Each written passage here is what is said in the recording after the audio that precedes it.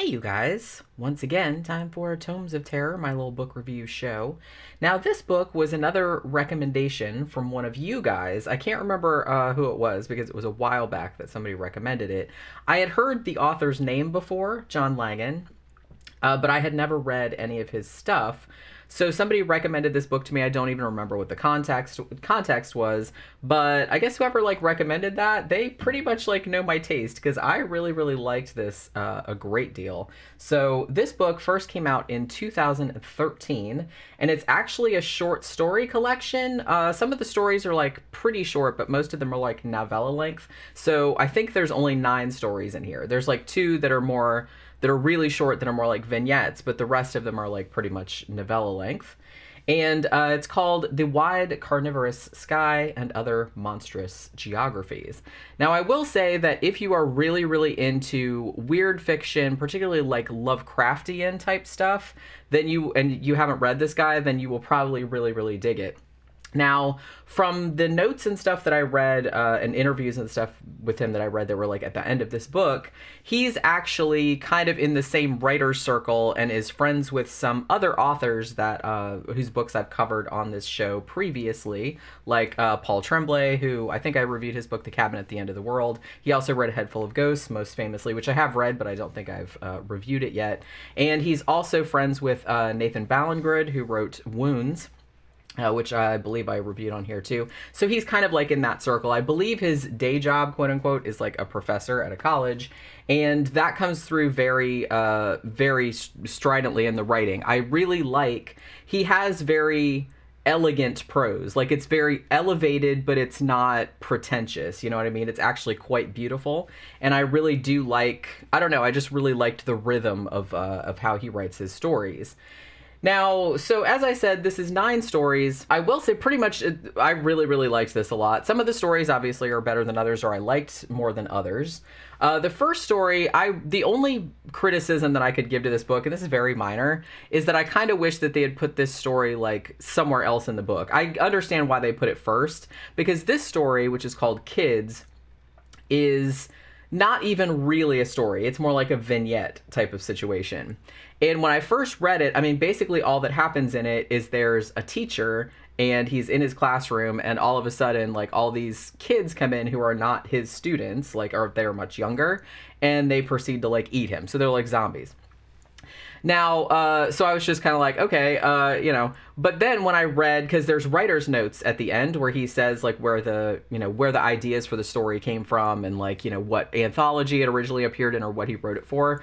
I actually really like that. If you're an author that writes short stories, or even if you write novels, keep in mind, other writers like me, I really do dig when writers put shit at the end where they say they got the ideas from, because that's really interesting to me. I do it in my short story collections as well, and I like when other writers do it too.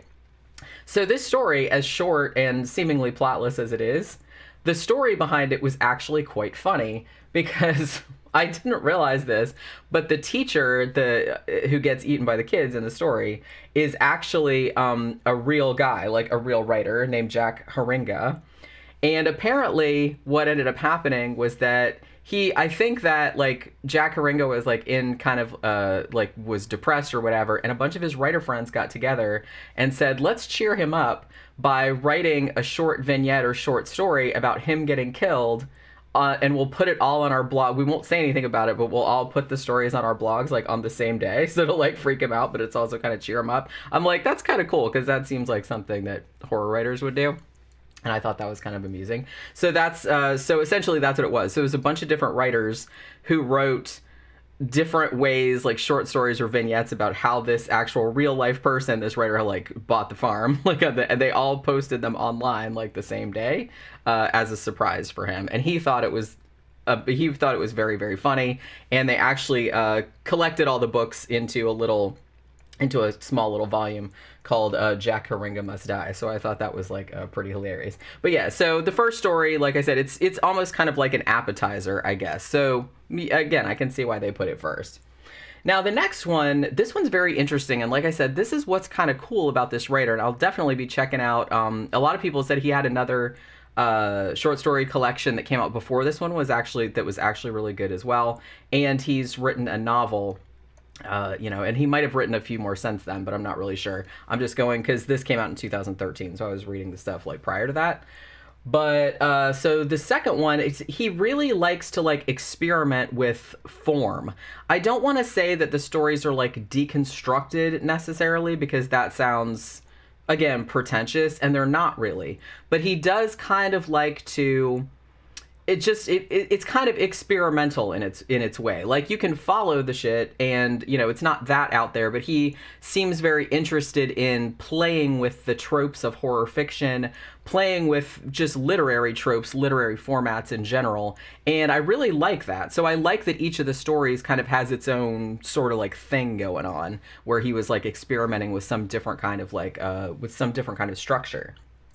So the second story is called How the Day Runs Down. It's also a zombie story, which I'm not super a fan of, but the reason I dug this one was because essentially what he did was he took the very famous Thornton Wilder play, Our Town, which I actually read in school, and rewrote it as though it was like during a zombie apocalypse. You know what I mean? So he has like the stage manager. If you've ever read the play, there's like a stage manager that's talking about all these things that are happening, and then there's like these vignettes of all the people in the town.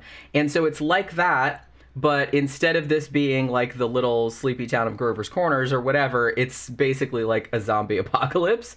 And it's also like a little bit meta, because there's like an audience, and the audience are like zombies too. It's like, I don't really want to spoil too much about it, but yeah, so that was like a pretty cool story as well, especially if you've read Our Town, which, like I said, I did. I read it in school, and then I read it again since then. So it's kind of cool to like see that play like through the lens of like a zombie like a zombie apocalypse. Was actually pretty entertaining. Now the next story, this next story, it's kind of like in the running with the last story that's in it, is for my favorite one. The next story is called Technicolor, and this one actually appeared, if you know anything, like if you're a big horror reader like I am, then you've probably read an anthology that's put out by Ellen Datlow, edited by her. She does those year's best horror, she's one of the editors on that. And she puts out, her and her compatriots, they put out like tons and tons of anthologies every year on different themes. So they had done an anthology where you were supposed to write something that was inspired by a Poe story. Not like a pastiche, not like write something as though it was a Poe story, but take something that's a Poe, concept or a Poe story, and like do your own thing with it.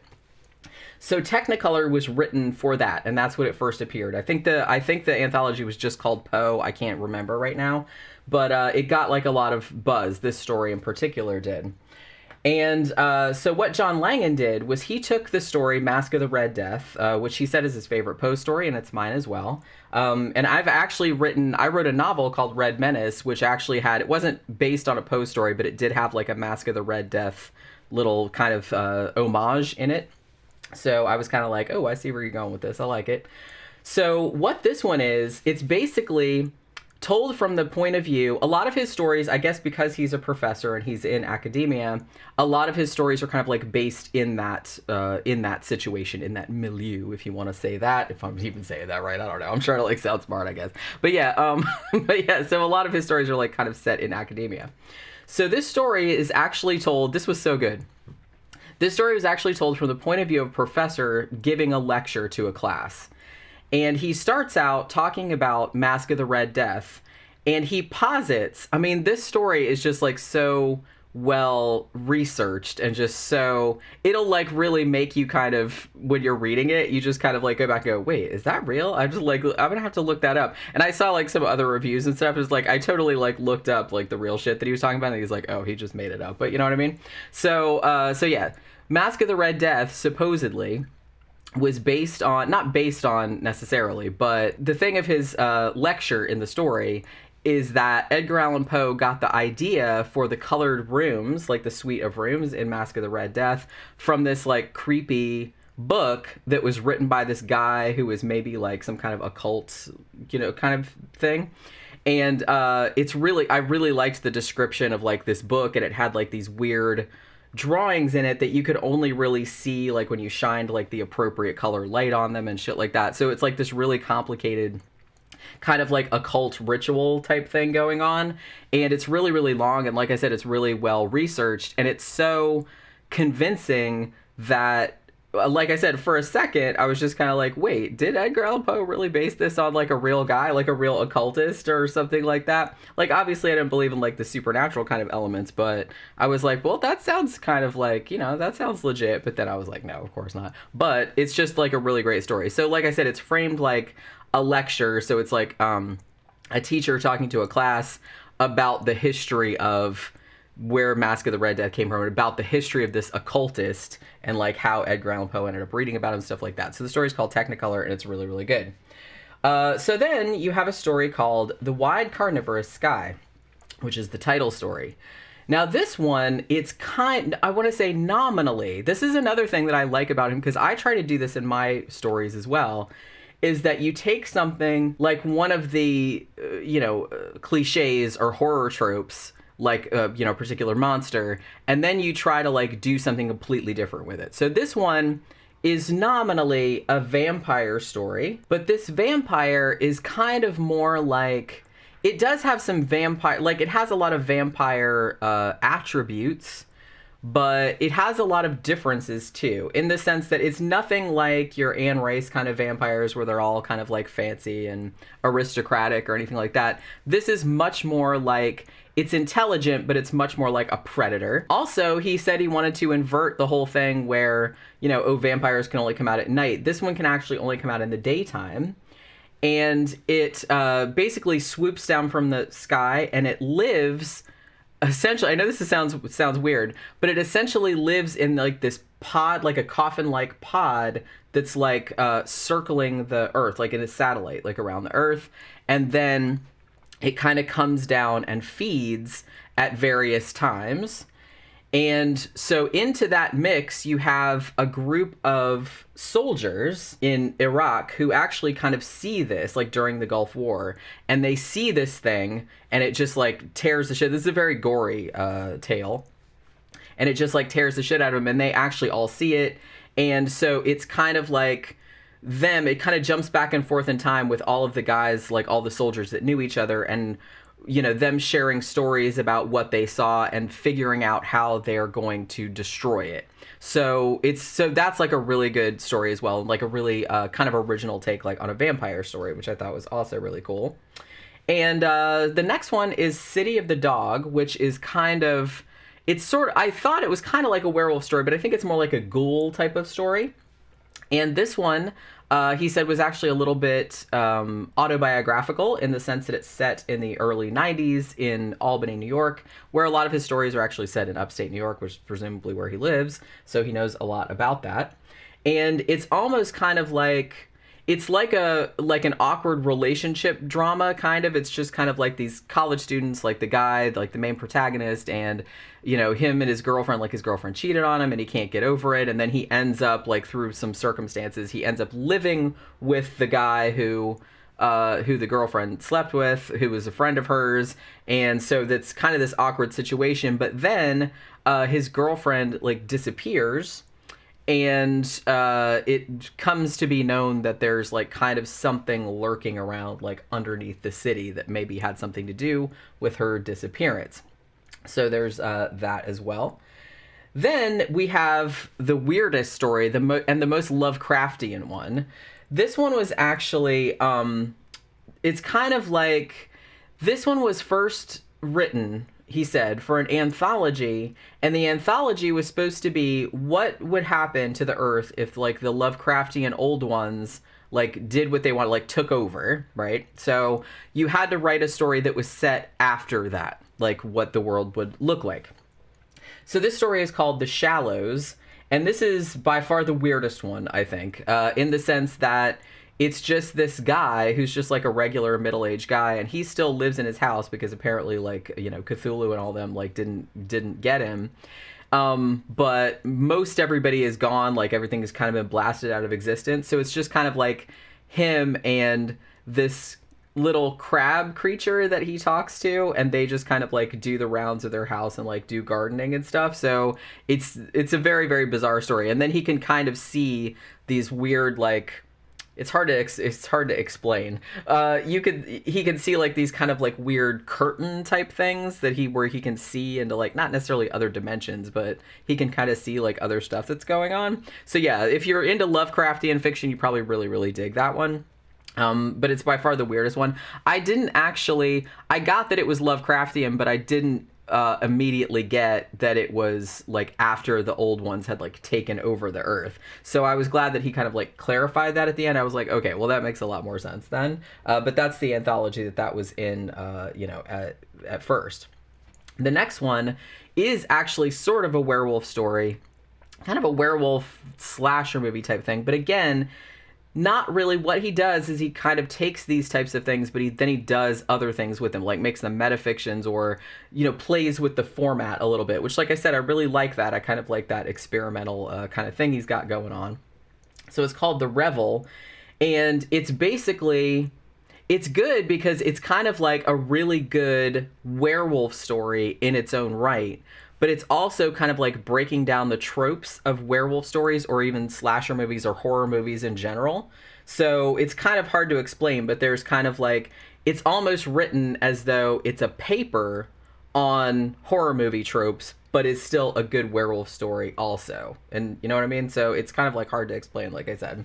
But a lot of these stories, I know I keep saying that, but a lot of these stories are really hard to explain if you're not reading them, just because again they're so experimental, and he just does kind of like interesting things. So when you say what it's about, it's kind of hard to express what it's about. You have to kind of like read it and like get involved in it. The next story is another vignette, and was actually written for almost the same reason, or a similar reason, to the kids one, where he was writing it, where everybody decided they were going to write stories about how this real dude like got killed. This was kind of the same situation. This story is called June 1987, Hitchhiking Mr. Norris. And this one, I think, was actually written about a real person, Laird Barron, who's another writer. And I think what happened was all these writers got together and said, to be funny, let's do the same thing. Let's write a story about Laird Barron, who is a real person. And it's just like this, I think it was called The Secret Life of Laird Barron. So it didn't have to be anything dark necessarily, because some of the stories I heard were funny. But you just had to like make up some crazy shit that Laird Barron had happened like in his life.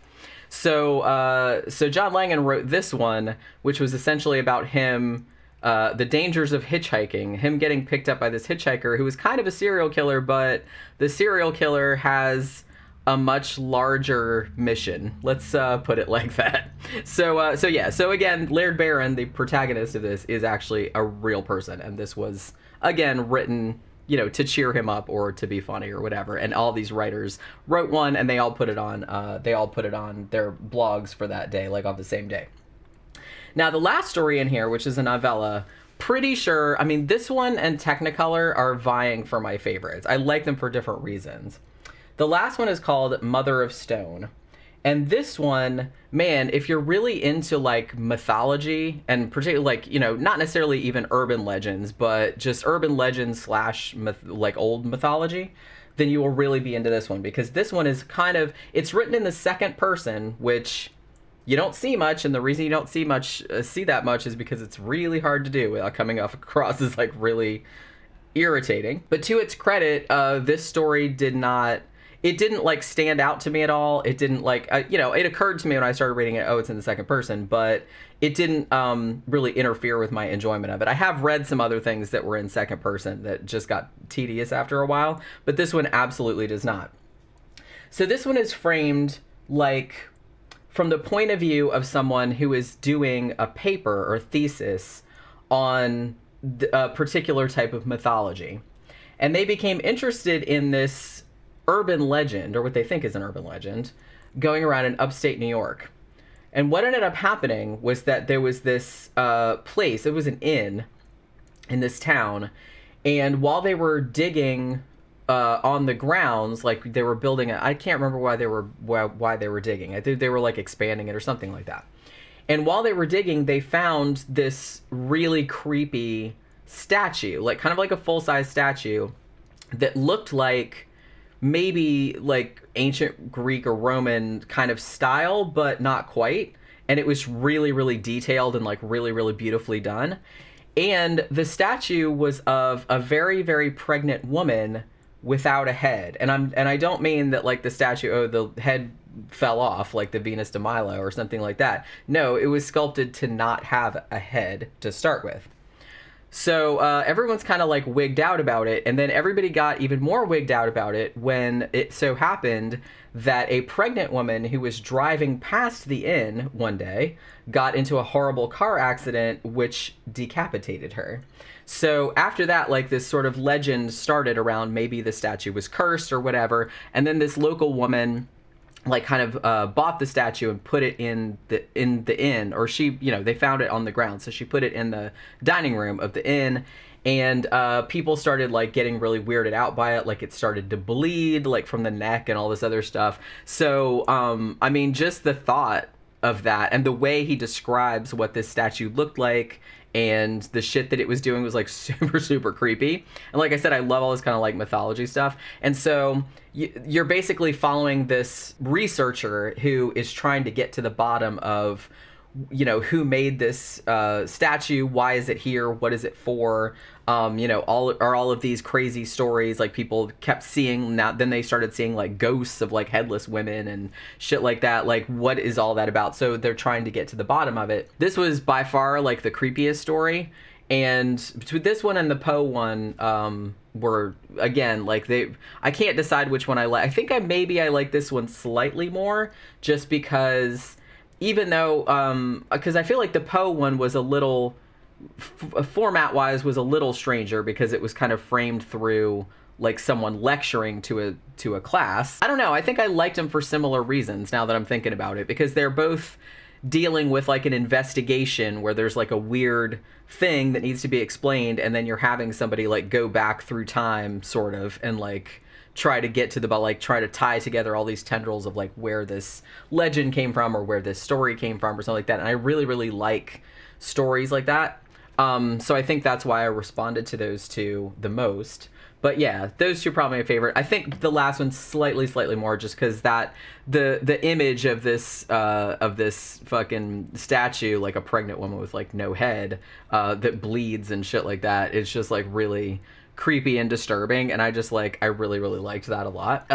So after that, so you get that, and then there's like a little bit of an interview, and then there's writer's notes where he said, you know, which anthology the story was written for, like what the theme was. Well, sometimes what happens is he would get asked to be in an anthology, and he's like, and then like I started writing a story, and then I got distracted and wrote something else, and I didn't make the deadline, and so it didn't get in there, you know what I mean? I'm like, yeah, okay, I've been there. But yeah, so but some of them did actually appear in the anthologies that they were supposed to appear in. So it was really good to like get the insight as to where he got the ideas for things, you know what I mean? Because I really like that, since I'm a writer as well. So yeah, if you've ever, I can't remember, like I said, I'm sorry, I can't remember who it was that recommended this book to me, but thank you very much, because I really, really did like this a lot, and we'll definitely be looking up some of his other stuff.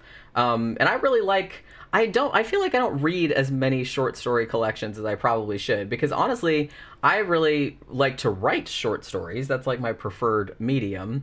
But for whatever reason, I don't read as many short story collections as I'd like to, and I don't know why that is, because I actually really do like short story collections. So, you know, it's kind of cool that I got one thrown in there every now and then. But yeah, so if you've read any John Langan, if you've read this book, I think one of his big, more recent books was called The Fisherman. That's because Amazon kept like recommending that to me, so I'll probably get around to that as well. But you know, so I'll definitely be reading some more of this guy's stuff, because I really like his style. Like I said, it's very elegant, and I really, really, I don't know, I just really like the way he describes things, and like his imagination, and the way he plays with different literary forms and tropes and stuff like that. I found that really I don't know, I just find that really cool, and it kind of lines up with the way I like to approach my own stories as well, so I thought that was kind of awesome. But yeah, so let me know if you've read the Wide Carnivorous Sky, what you thought about it, and that will do it for this Tomes of Terror. I will see you guys on the next one. Bye.